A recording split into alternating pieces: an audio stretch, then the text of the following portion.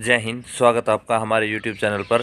दोस्तों, हम आज इस वीडियो में डिस्कस करेंगे कि दिल्ली पुलिस कांस्टेबल कब डिपार्टमेंटल एग्ज़ाम दे सकता है। अगर आप एज ए कांस्टेबल या हेड कांस्टेबल भर्ती होते हैं तो उसके बाद सब इंस्पेक्टर के लिए डिपार्टमेंटल एग्ज़ाम कब दे सकते हैं। तो एक तो जैसे आप सेलेक्ट हो गए, उसके बाद जैसे आपकी ट्रेनिंग चलती है। जो हेड कांस्टेबल मिनिस्ट्रियल है उसकी ट्रेनिंग अलग टाइम पीरियड होता है, कांस्टेबल का अलग टाइम पीरियड होता है, और जो हेड कांस्टेबल AWTPO है उनका अलग टाइम पीरियड होता है। तो अगर आप एज ए कांस्टेबल ज्वाइन कर लेते हैं तो उसके बाद, या हेड कांस्टेबल ज्वाइन कर लेते हैं तो उसके बाद अगले 3 साल के बाद, यानी कि 1 साल तो आपका लगभग ट्रेनिंग पीरियड होता है कांस्टेबल का, और जो हेड कांस्टेबल होता है मिनिस्ट्रियल उसके तकरीबन 4 या 5 महीने का पीरियड होता है ट्रेनिंग का।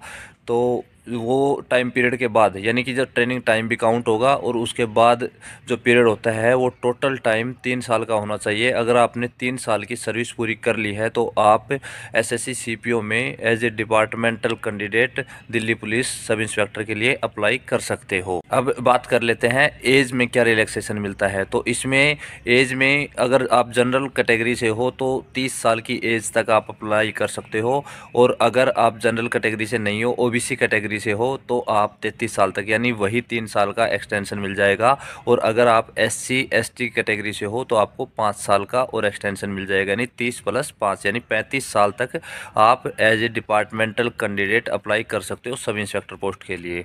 तो जो अभी ज्वाइन कर चुके हैं या ज्वाइन करने के लिए अभी तैयारी कर रहे हैं, वो पहले जिन्होंने अभी तैयारी कर ही रहे हैं ज्वाइन करने के लिए, जैसे हेड कांस्टेबल की अभी वैकेंसी आएंगी, तो उनके लिए अगर आप तैयारी कर रहे हो तो उसके लिए आप अभी अच्छे से तैयारी कीजिए, क्योंकि हेड कांस्टेबल मिनिस्ट्रियल का जो सिलेबस है और उसके अलावा जो SSC CPO का सिलेबस है उसमें कोई ज़्यादा डिफरेंस नहीं है। वही चीज़ें आपके बाद में भी काम आएंगी।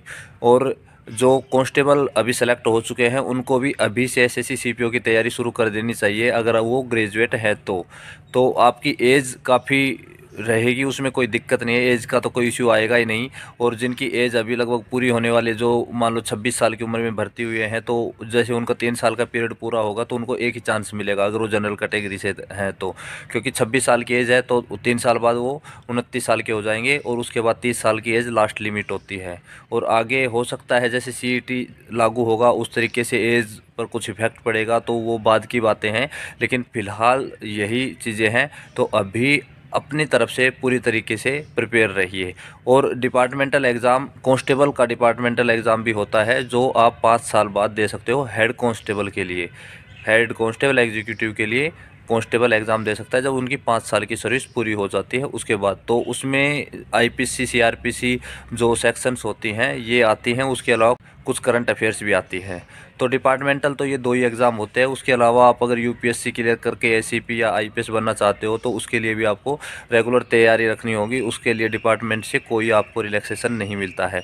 इन 2 रिलैक्सेशन के अलावा और कोई रिलैक्सेशन नहीं मिलता है। अगर आप डिपार्टमेंटल कैंडिडेट बन जाते हैं 3 साल के बाद, तो एक तो आपको एज में रिलैक्सेशन मिलता है, दूसरा आपको आपके जो मार्क्स हैं, यानी कि जो आपका रिजल्ट आएगा वो डिपार्टमेंटल कैंडिडेट्स का अलग से होता है। जो डिपार्टमेंटल कैंडिडेट अप्लाई करते हैं सिर्फ उन्हीं की अलग से मेरिट बनती है, बाकी कैंडिडेट्स को छोड़कर।